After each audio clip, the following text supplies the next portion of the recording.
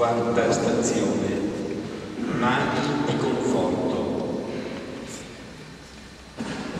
Gesù incontra il suo.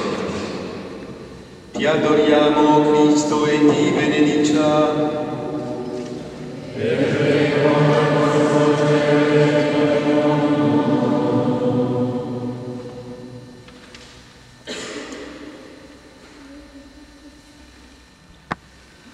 Disse Gesù: chi è mia madre e chi sono i miei fratelli? Poi, stendendo la mano verso i suoi discepoli, disse: ecco mia madre ed ecco i miei fratelli, perché chiunque fa la volontà del Padre mio che è nei cieli, questi è per me fratello, sorella e madre.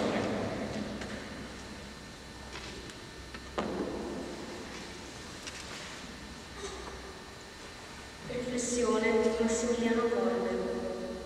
Madre Santissima, per amore tuo mi offro a rimanere in questo duro carcere di Auschwitz, anche se agli altri sarà concesso di tornare a casa. Rimarrò qui nella dimenticanza e nel disprezzo a patire per te.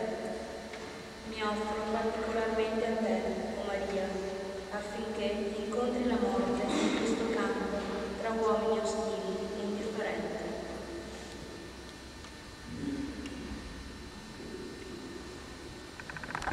Om che spasi